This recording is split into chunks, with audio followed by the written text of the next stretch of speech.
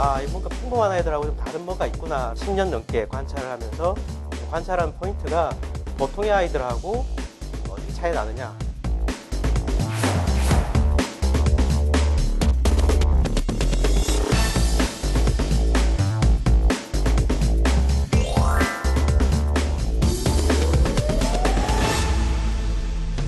네, 안녕하세요. 인천 시민 여러분. 네, 수다로 푸는 유쾌한 수학 강연 수다학의 MC 고유경입니다. 네, 안녕하세요. 아나운서 윤영미입니다. 반갑습니다. 네, 윤영미 씨. 네. 공부를 잘하는 아이의 부모라면 뭐 욕심이 끝이 없잖아요. 공부를 그렇죠. 더 잘하는 그 방법에 대해서 관심이 많으실 텐데 그렇다면 공부를 좀 잘하지 못하는 아이의 부모님은 어떨까요? 뭐 당연하죠. 어떻게 하면 좀 더 성적을 끌어올릴 수 있을까?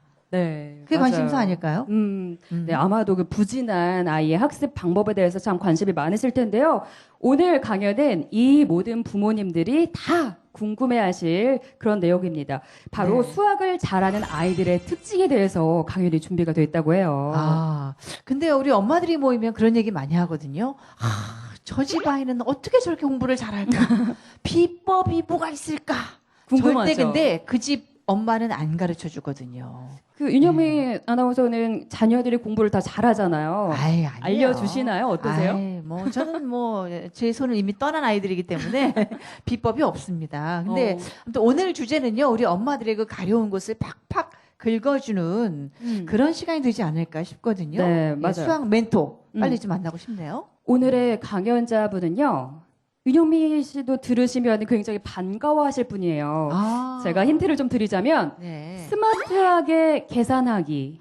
누군지 아시겠죠? 알죠. 한대희 교수님. 네. 네. 맞습니다. 굉장히 그때 화제를 많이 불러일으켰었고, 음. 정말 궁금했던 것들을 그냥 아주 그냥 정확하게 짚어주신 그런 네. 분이었거든요. 강력 추천.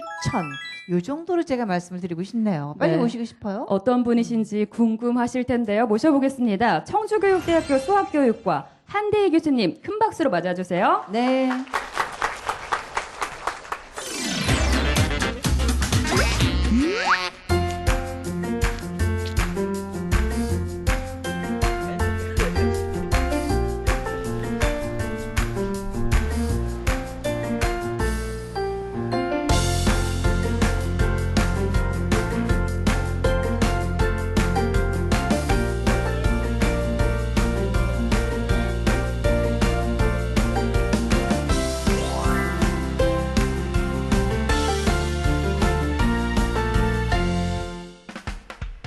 문제를 가끔씩 내보거든요. 그래서 수학과 관련된 질문을 내면 자연스럽게 생각해보게 하고 자기가 우리 아이들이 엄마하고 같이 공부하면서 배웠던 그런 것들을 써먹을 수 있게 그렇게 조금 도와주려고 하는 정도를 하고 있습니다.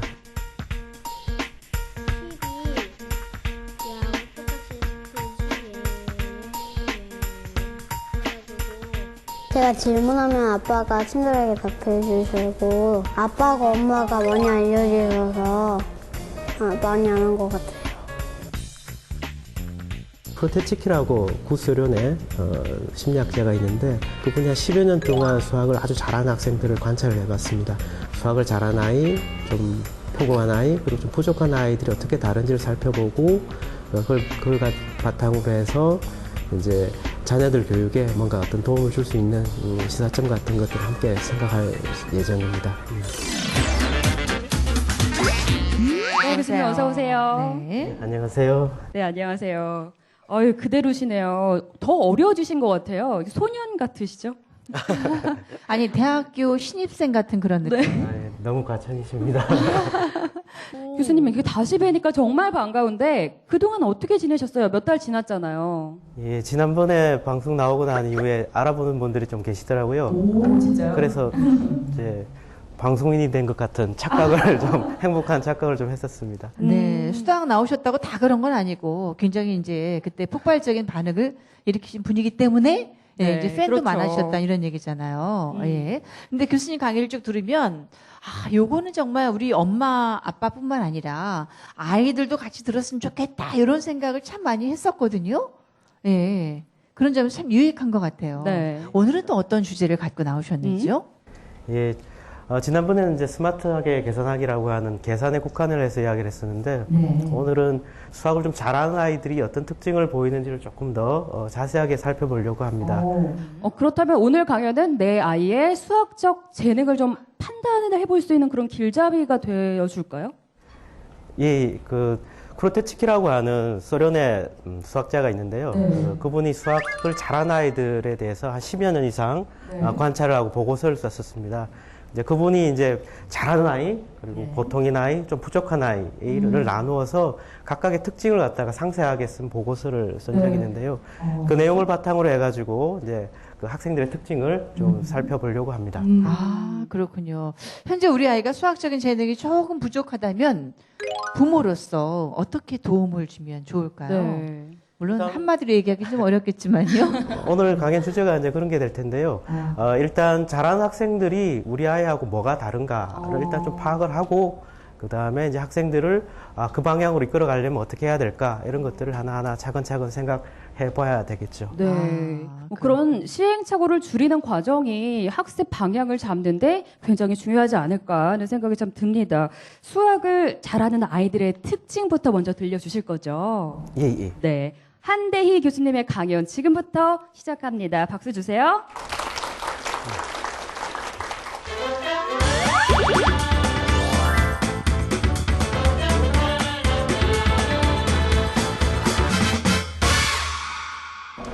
여기 어린이들이 많이 와 있는 것 같은데요. 1학년 학생 손 들어보세요.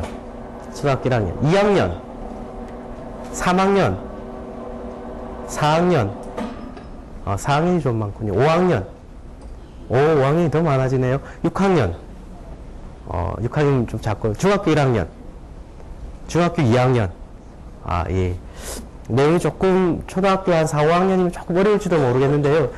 같이 생각을 해보면서, 같이 문제도 풀면서 생각해 보도록 하겠습니다.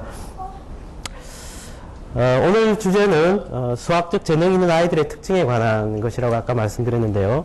좀 전에 말씀드린 바와 같이 크루테치키라고 하는 분이 옛날 구소련의 오늘날로 치면 이제 수학 국제올림피아드죠. 국제올림피아드에 참가하는 소련의 대표 학생들을 오래도록 관찰을 했었습니다.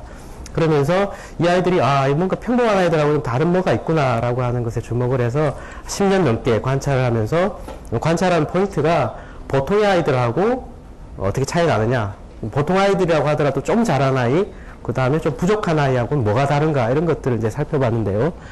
살펴볼 때 어떻게 살펴봤냐면 정보를 처음 이제 접했을 때 정보를 파악하는 능력, 우리로 치면 문제를 이해할 때 어떤 특징을 보이는가, 그다음에 문제 풀어가는 과정, 정보를 처리하는 과정에서 어떤 특징을 보이는가, 그리고 다 끝나고 나서, 학습이 끝나고 나서 이제 시간이 지난 다음에 무엇을 기억하는가라고 하는 세 가지 관점에서 이제 잘한 학생, 보통인 학생, 부족한 학생에 대한 상세한 보고서를 써내고 있습니다.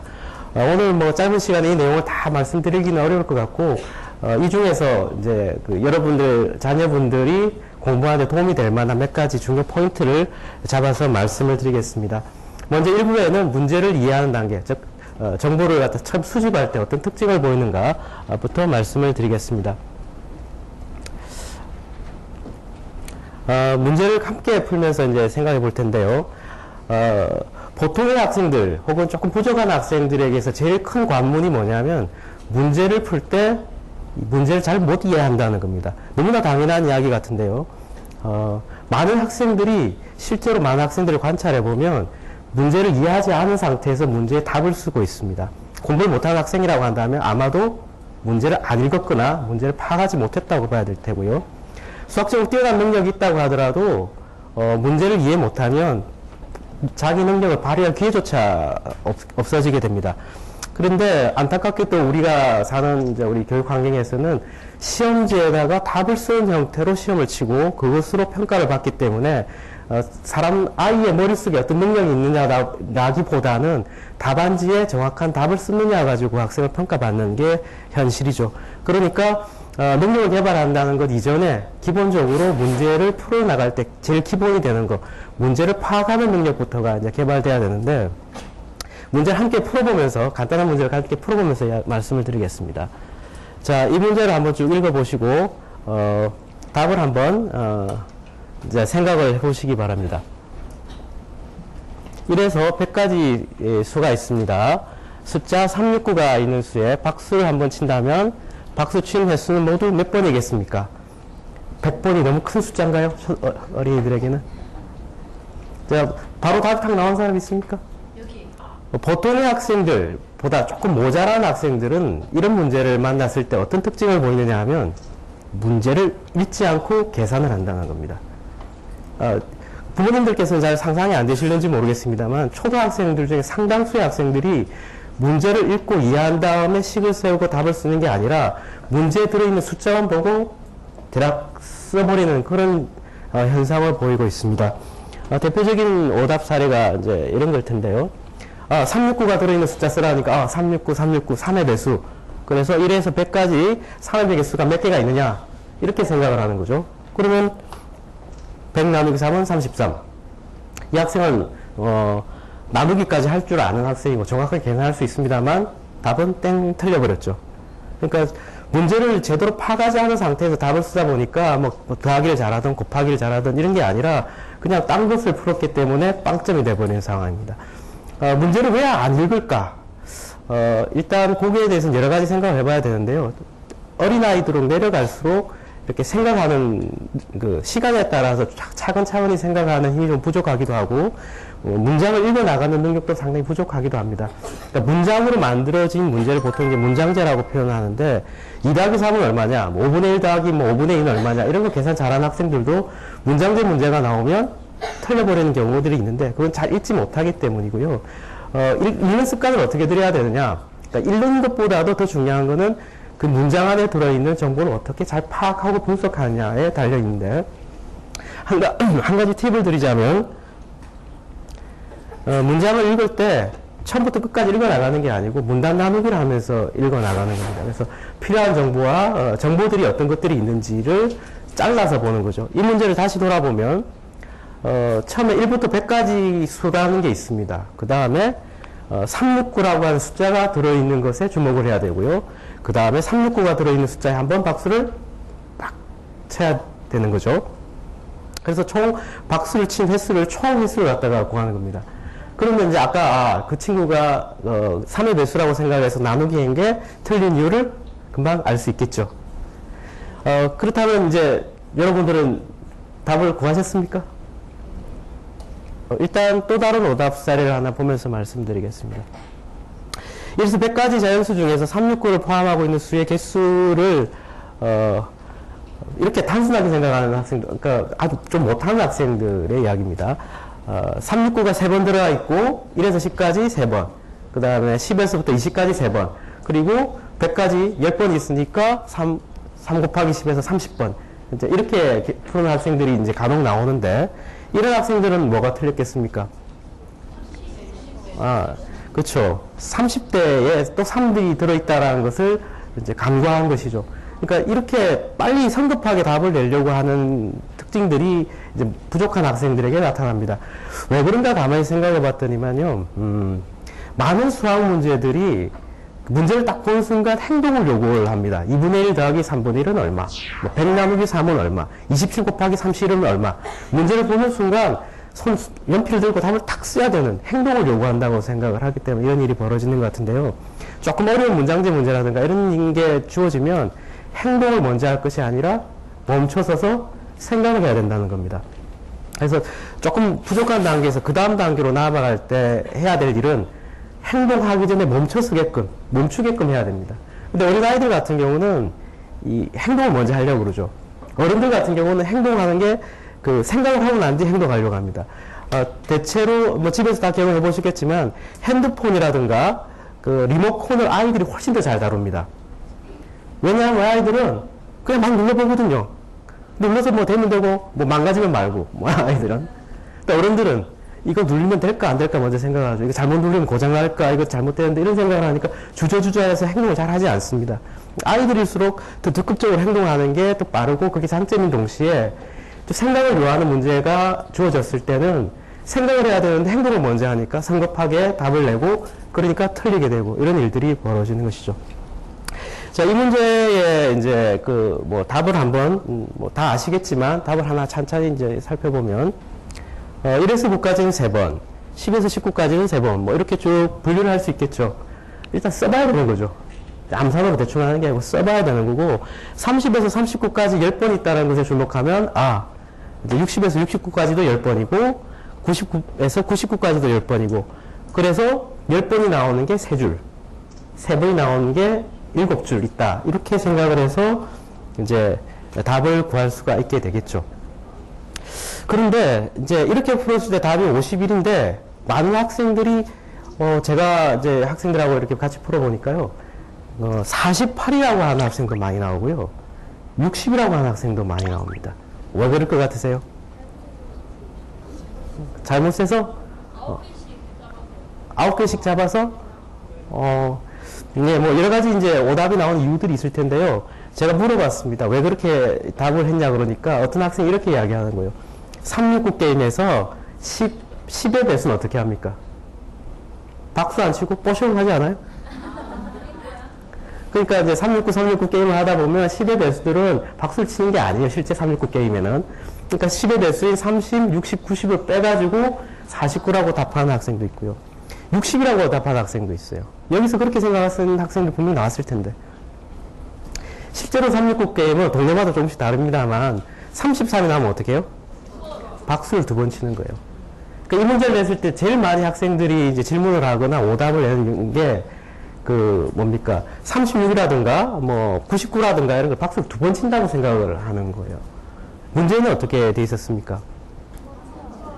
아까 숫자 369가 들어있는 수에 박수를 1번 친다고 돼 있었거든요. 근데 자기 임의로 그냥 해석을 해버리는 거예요. 369 게임이라고 하는 게 익숙하니까. 이런 현상이 이제 종종 나타나는데, 문제의 조건에 들어있는 것을 파악하는 게 아니라 자신의 경험으로 지레짐작하듯이 문제를 해석해버리는 겁니다. 그러니까 369 게임 문제가 나왔네? 369 게임 가지고 문제를 만들었구나. 그러면서 이 문제 조건을 369 게임처럼 생각을 해가지고 10의 배수는 박수를 안 친다든가 아니면 33이라든가 36이라든가 이렇게 나오면 2번 친다든가 하는 그런 형태로 답을 푼 학생들도 있습니다. 이게 문제 풀 때뿐만이 아니라 이 수학 학습을 할 때 아주 기본적으로 어려운 점이 되는데요. 수학이 어렵거나 재미없다라고 사람들이 생각을 하다 보니까 많은 선생님들이 재밌으라고 수학에 재미있는 개념들을 많이 집어넣고요. 또 이해하기 쉽게 하기 위해서 학생들의 경험과 관련된 것들을 가지고 수학을 도입합니다. 근데 실제로 문제를 풀 때는 그게 오히려 방해가 되는 일이 발생을 합니다. 가령 교과서에 있는 문제입니다. 사각형들이 쭉 있는데요. 이 중에서 사다리꼴을 고르라 그러면 어떤 겁니까?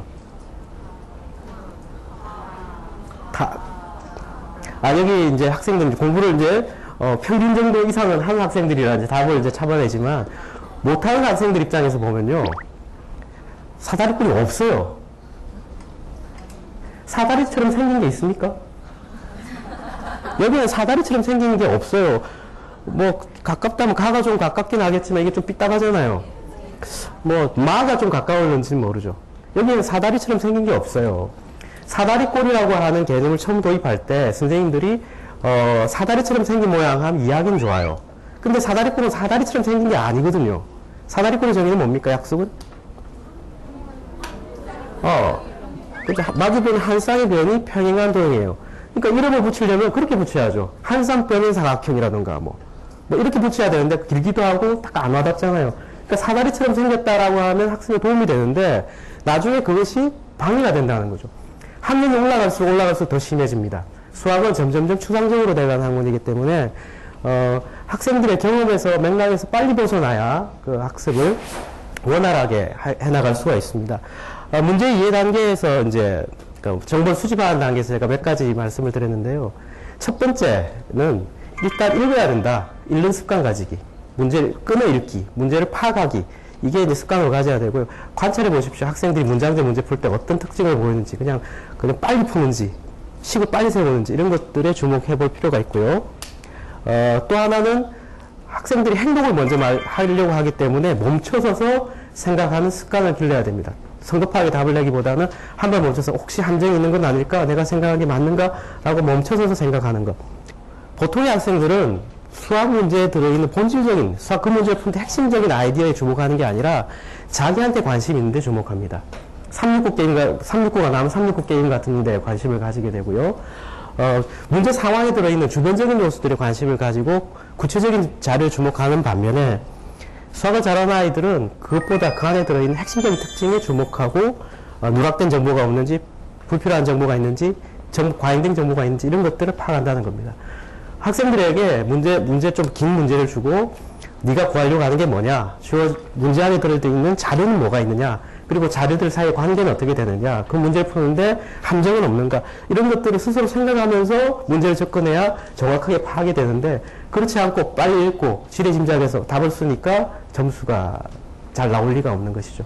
그래서 정보의 수집 단계, 이해 단계에서 성급하게 행동하지 말고 문제를 잘 읽고, 잘 읽는다는 말은 들어있는 요소들을 분해해서 분석해서 읽고 내가 구해야 될 게 뭔지부터 질문하고 그 다음에 그 구하는데 필요한 정보가, 자료가 뭐가 있는지를 분석해내고 그 관계를 파악해 나가는 그런 차근차근 사고를 하는 과정을 통해서 문제에 이해하려고 접근해가는 그런 훈련이 필요하다, 이런 말씀을 드릴 수 있을 것 같습니다.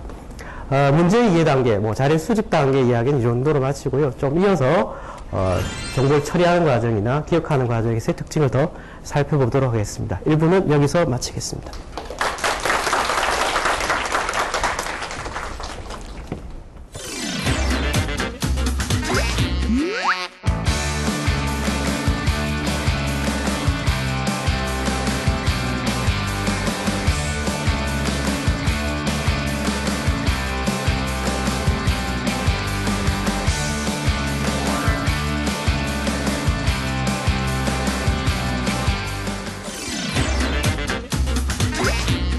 네, 한대희 교수님의 일부 강연 잘 들었습니다.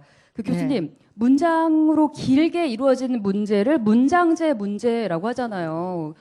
굉장히 중요한 게 끊어읽기를 잘해서 문제가 무엇인지 파악하는 거. 우리 흔히들 얘기하잖아요. 문제 파악, 주제 파악이 가장 중요하다고. 맞아요. 수학도 그게 제일 중요한 것 같아요. 네. 아니, 저는 그것을 절감하는 게요. 제가 아들이 둘이 있거든요. 고등학생인데. 네. 첫째는 책을 참 많이 읽었었어요. 둘째는 책을 거의 이제 멀리하는 이제 그런 예, 아이였는데 네. 확실히 문제를 이해하는 능력에 있어서 굉장히 차이가 나더라고요. 그래요? 그 수학도 첫째가 훨씬 더 잘해요. 그래서 이게 책을 읽는 어떤 문장을 이해하는 것이 수학에 있어서 굉장히 중요하구나. 맞아요. 라고 제가 깨달았거든요. 맞습니까? 문제를 풀려면 일단 문제를 이해해야 되니까 이제 문장을 이해하지 못하면 그 다음 수학적인 능력이 있어도 발휘할 기회조차 없어지는 거라고 할 수 있는 거죠. 오답이 나올 거 아니에요. 제대로 파악을 못하면. 네. 그러니까 정보를 처리해가는 그 과정에서도 어떤 그 차이가 나는 거죠. 예. 아. 그건 이따가 이제 몇 가지 예를 들면서 좀 더 상세하게 말씀을 드리려고 하고요. 많은 아이들을 가르쳐 보셨으니까 정말 수학을 잘하는 학생들의 가장 두드러진 어떤 특징, 장점이랄까요? 하나만 꼽는다면 어떤 게 궁금하네요. 있을까요? 네. 이제 수학을 잘하는 아이들의 특징은 이제 좀 이따가 이렇게 상세하게 말씀드릴 테지만요. 그것보다 더 중요한 특징이 있는 것 같습니다. 학생들 올해 제가 초중학생들, 잘하는 학생들 대상으로 이제 교육을 시켜보다가 보니까 이제 잘하는 애들도 있고 끈기가 있는 애들도 있고 욕심이 많은 애들도 있고 여러 가지가 있는데요. 세월이 지나서 뭔가 성취를 내는 학생들을 보면 학교 다닐 때 성적이라든가 IQ 쪽보다 더 중요한 게 성격인 것 같아요. 적극적인? 어떤 성격이요? 보통 영재교육 하시는 분들에게 일반적으로 알려져 있는 것인데요. 그 어린 시절의 IQ 같은 지능과 학업 성적보다는 성격적인 요소가 더 상관관계가 높다라고 하는데 그 성격적인 요소라는 게 첫 번째로 드는 게 관심과 호기심, 열정. 그러니까 어떤 분야에 꾸준히 관심을 가지는 것. 두 번째는 끈기 같은 과제 집착력. 그다음 세 번째가 이제 자기 조절 능력 같은 거. 오늘 강의하고 관련된 것은 다른 친구들이 잘하는 친구들을 봤을 때, 나보다 잘하는 친구들을 봤을 때 피해가는 학생이 있고요. 그 학생들을 따라잡으려고, 그러니까 이기려고 노력한다기보다는 경쟁에서 시기하는 게 아니라 다른 친구의 잘하는 장점을 자기가 받아들여서 자기 것으로 만들려고 노력하는 아이. 벤치마킹하는. 아이. 그런 학생들이 이제 세월이 지나서 학창시절 어느 시기에 공부를 잘했던 그런 아이들보다도 훨씬 더 잘하게 되는 그런 경우들이 보고가 되고 있죠. 열정과 관심. 과제 그리고 뭔가, 집착력. 그렇죠. 잘하고 싶은 향상심. 그렇죠? 더 네. 나아가고 싶은 그런 마음. 예, 예. 네. 그렇군요. 벤치마킹도 괜찮은 방법이 될 수 있다는 말씀을 해주셨는데요, 교수님. 그런데 아이에게 너 무조건 그 공부 잘하는 친구 따라해라고 얘기를 하면 또 아이가 괜히 좀 거부감이 들 수가 그렇죠. 있잖아요. 뭔가 비교당한 느낌도 들고요. 내가 왜 제일 따라해야 돼 할 수도 있는데 그럼 어떻게 하면은 자녀에게 잘 전달할 수가 있을까요? 일단 잘하는 학생하고 자기가 어떻게 차이가 나는지를 먼저 인식을 해야 되겠죠. 그러니까 뭐가 다른가부터 파악을 해야 되고 나는 어떻게 했던가에 대해서 성찰적인 자기 행동에 대한 반성을 해보고요. 그 다음에 가서야 내가 뭘 해야 되겠구나는 계획이 세워질 수 있을 것 같아요. 그래서 뭐가 다른가 그리고 나는 어땠는가부터 생각하게 하고 그 다음에 이제 차근차근 그 다음 단계 생각을 할 수 있도록 유도해야 될 것 같아요. 자기 저는 반성. 우리 아들한테 공부 이제 잘하는 친구 집에 놀러 가보라고. 그 책상에 어떤 게 있고 어떤 문제지 이걸 푸는지. 좀 알아갖고 오라고 제가 오, 괜찮은데요? 했거든요. 예. 오늘 다 끝나고 그 옆 친구 집에 가시는 거 아니에요? 네. 네. 오늘 딱 공부 잘하는 아이들 먼 것 같아요. 근데 네. 교수님 계속해서 이제 2부 강연을 들어봐야 될 텐데요. 어떤 내용이 준비가 되어 있나요? 아까 말씀드린 것처럼 이제 정보를 처리하는 과정에서 이제 문제를 해결하는 과정에서 특징적인 것 몇 가지 예를 들어서 말씀드리고 그 다음에 이제 정보를 기억하는 단계에서의 특징을 더 소개해드리도록 하겠습니다. 네. 또 그 수학을 잘하는 아이들의 특징도 소개를 해주신다면서요? 그리고 잘하는 학생들, 조금 평범한 학생 이렇게 나누어서 말씀을 드리도록 하겠습니다. 네. 6가지 특징이 있다고 하는데요. 귀 쫑긋 잘 들어봐야 될 것 같습니다. 한대희 교수님의 강연 계속해서 함께 들어보시죠. 네.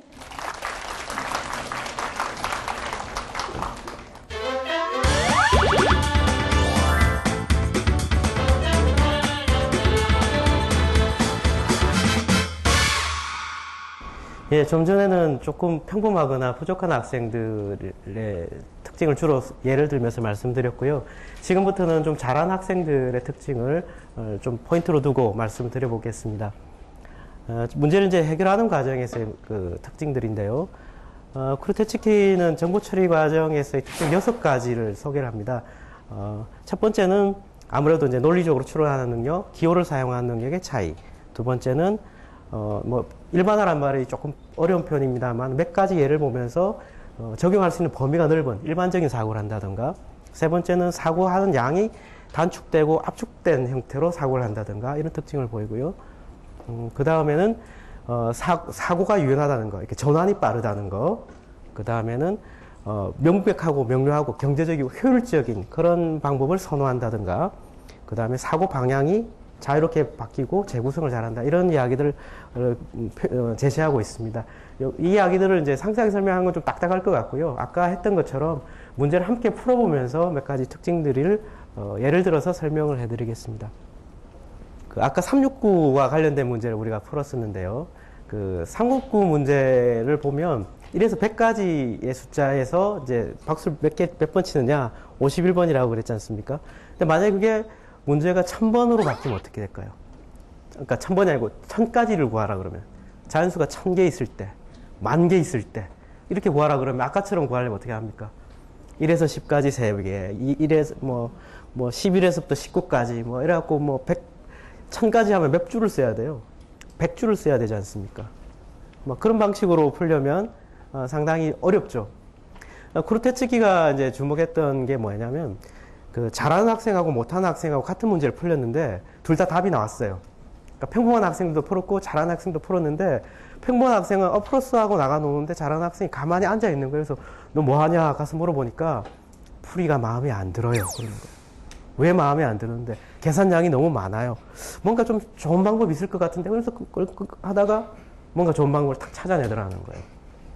그래서 그러니까 답을 내는 것보다 그 답을 내는 과정에서의 아까 표현했죠. 명백하고 효율적이고 일반적이고 이런 풀이를 선호한다는.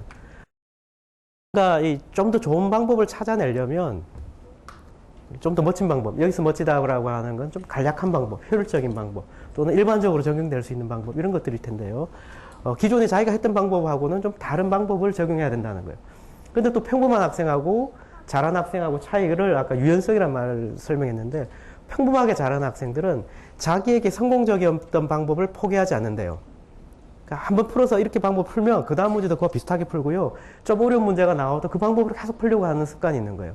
근데 잘하는 학생들 같으면 풀다가 이건 좀 풀리긴 답은 나오는데 아닌 것 같아 이러면 생각을 싹 지우고 새롭게 시도하는 발상의 전환이랄까요? 사고의 전환이 유연하게 잘 작동한다는 거죠.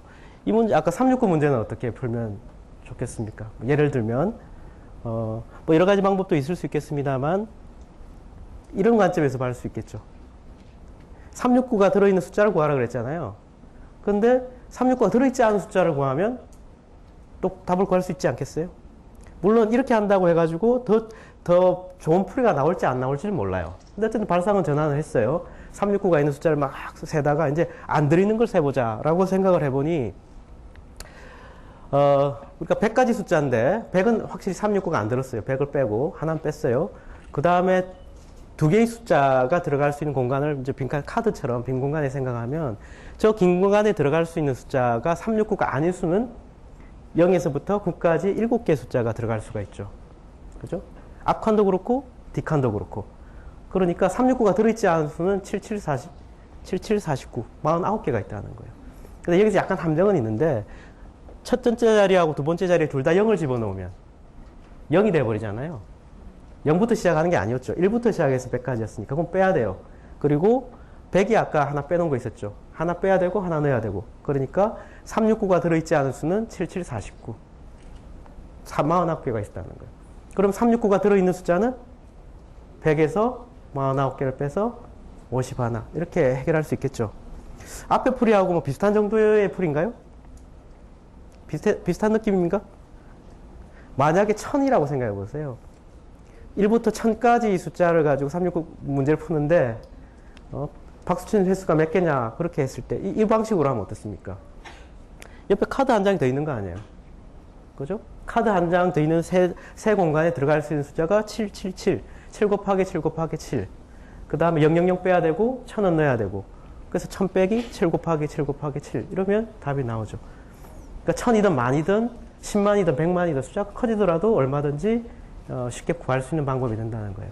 그래서 풀이가 정답이 나왔다고 하더라도 좀 더 좋은 풀이, 좀 다르게 접근할 수 있는 방법 이런 것들을 생각해 보면서 좋은 것을 찾아 나가는 학생들, 이런 학생들이 이제 좀 더 뛰어난 수준의 학생들이라고 할 수가 있겠죠.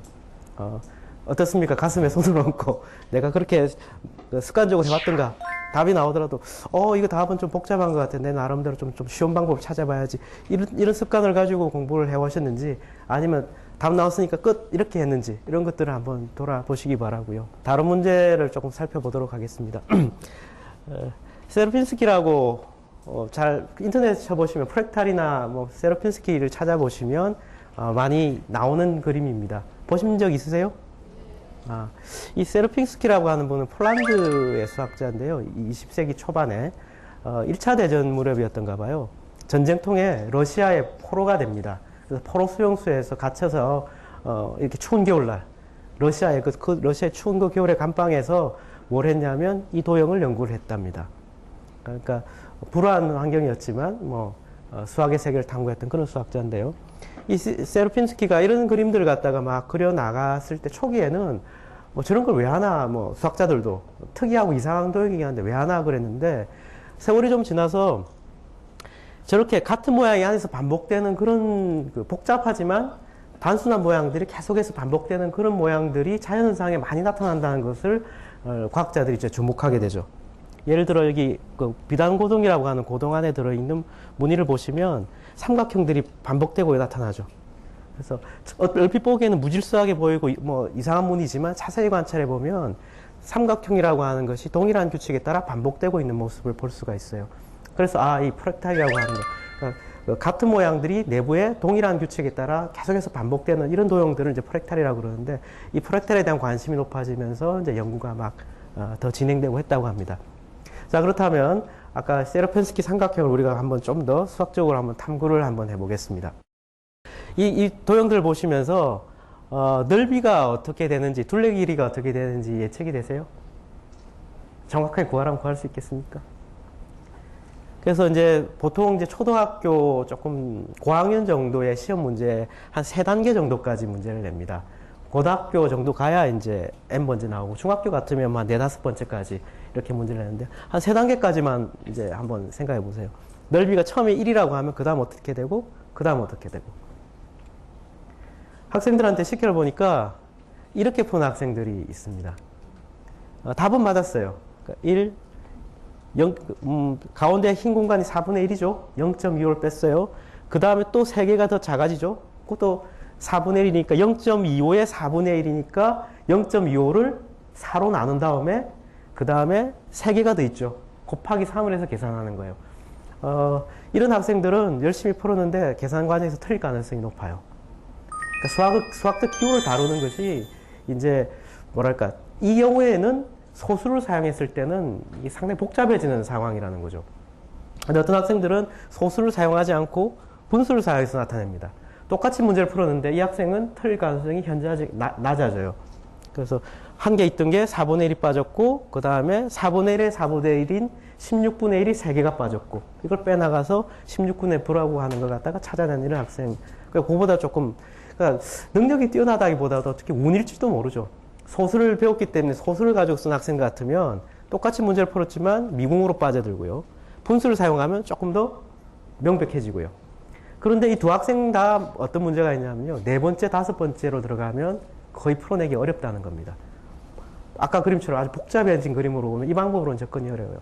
그런데 저 도형을 가만히 살펴보면 뭔가 특징이 있습니다. 그 프랙탈이라고 하는 도형들은 같은 모양이 내부에서 계속 반복되는 것이거든요.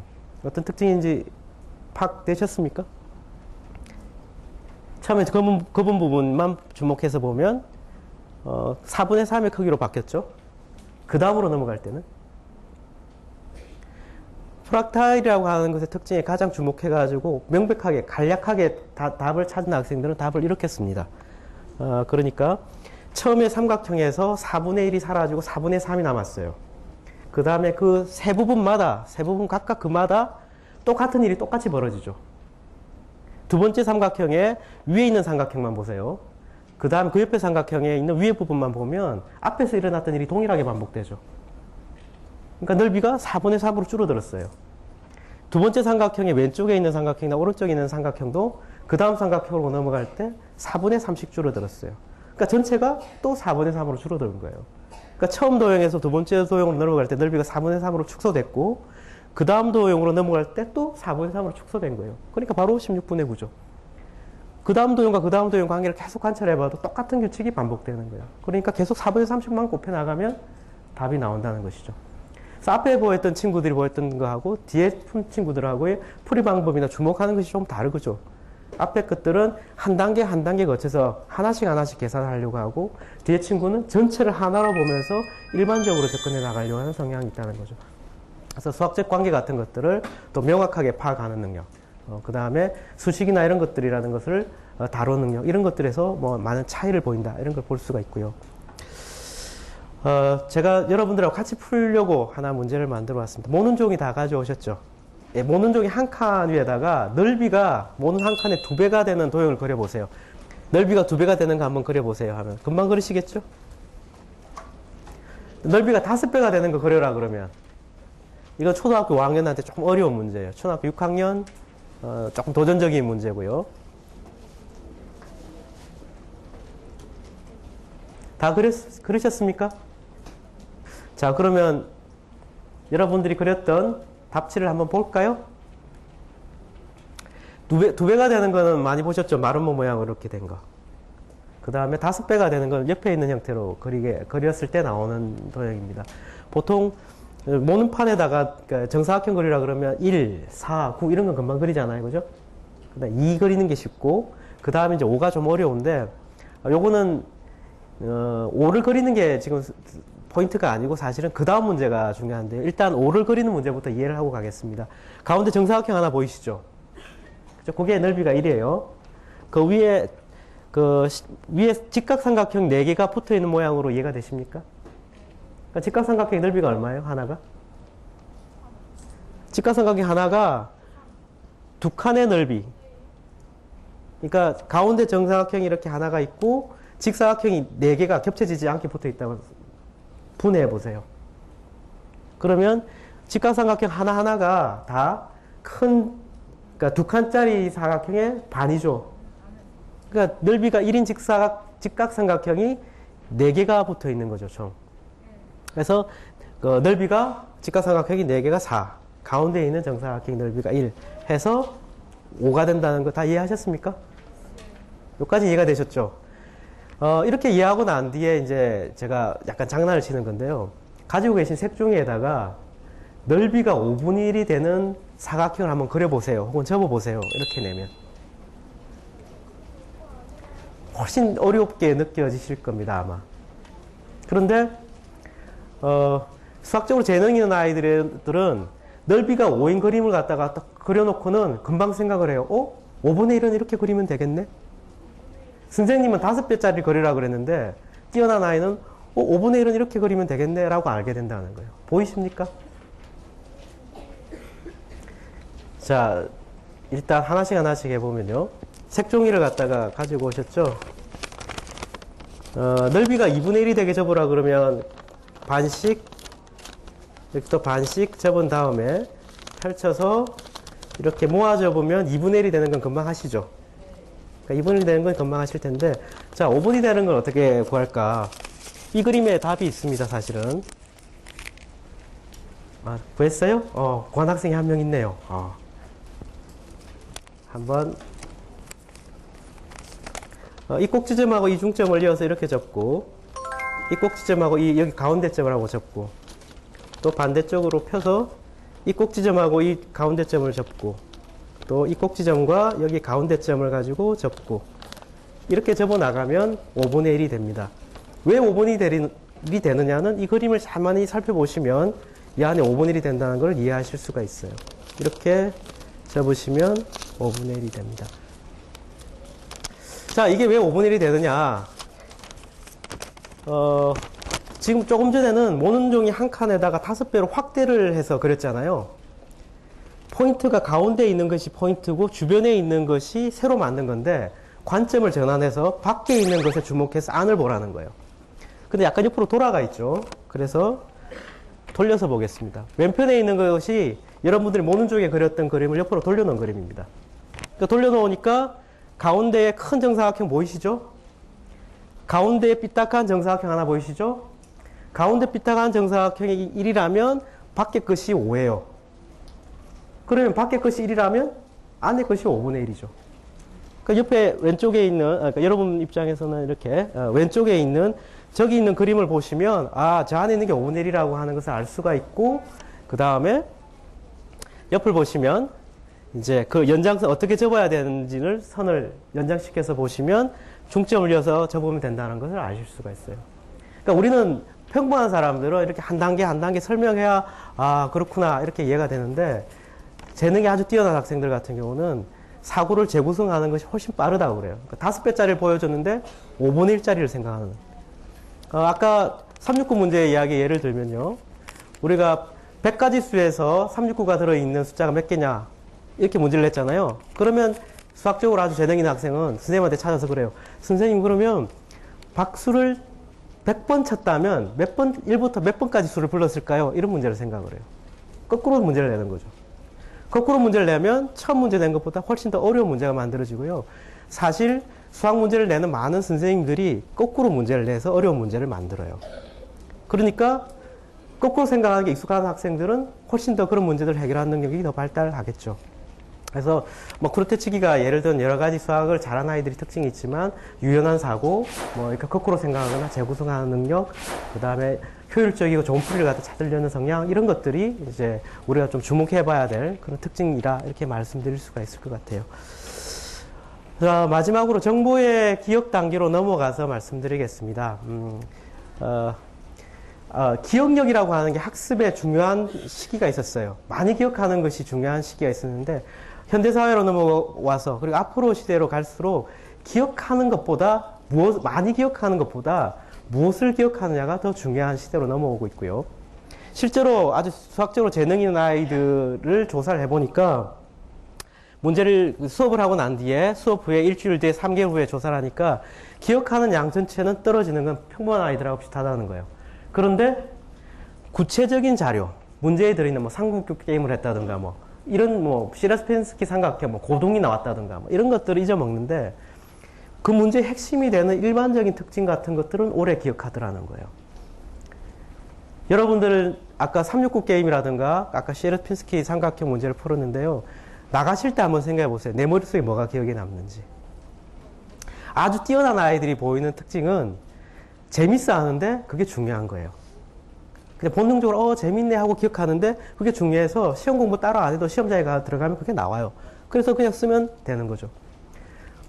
아주 부족한 학생들은 자기에게 재밌는 것들이 시험에 나오는 게 아니라는 거예요. 그러니까 듣고는 뭔가 뭐 재밌었네 그러지만 점수는 안 나오는 거죠. 중간 정도의 학생들은 어떻겠습니까? 해야 될 게 나한테 중요한 것이 무엇인지 또 생각해 봐야 되고, 그리고 관점을 바꿔서 사고를 전환해서 선생님에게 중요한 게 뭔지를 생각하는 습관을 가져야 되죠. 그래서 아주 잘하는 사람들이 보이는 것처럼 내가 재밌어 하는 것이 정말 시험에 나올 만한 것이 연결되도록 이렇게 노력을 해야 뭔가 공부에 더 향상이 되지 않을까 싶어요. 영화를 한 편 보시든지 책을 한 편 읽듯이 한번 여러분들도 한번 부모님들 입장에서는 한번 생각을 해보세요. 영화 한 편 보고 나오면서 내한테 재밌었던 게 뭐지? 한번 생각해 보고요. 그 영화를 만든 감독이나 연출자가 재밌어 하는 것, 중요하게 생각한 게 뭔지 한번 생각해 보고, 그 두 개가 일치하는지 그렇지 않은지를 생각해 보면 그런 훈련을 해나가다 보시면 영화를 보는 눈이나 시각이나 이해하는 방식이 조금 더 깊어질 수 있을 것이고요. 자녀들에게도 마찬가지입니다. 학습이 끝난 후에 아니면 일과가 끝나고 잘 때 아니면 뭐 한 학기가 끝났을 때 학생들한테 그런 질문을 해보도록 해보세요. 중요한 게 뭐였던 것 같냐? 너한테 재밌었던 게 뭐냐? 그 다음에 중요한 게 뭐냐? 이 두 가지 질문을 해보시고 그것이 정말 선생님이 낼 만한 것과 일치되는 학생이 돼간다면 점점점 그 학습 능력이 더 향상되고 있는 모습을 볼 수 있다고 할 수 있을 것 같아요. 자, 이 정도 말씀을 드리고 오늘 그 강의는 마무리하도록 하겠습니다. 감사합니다.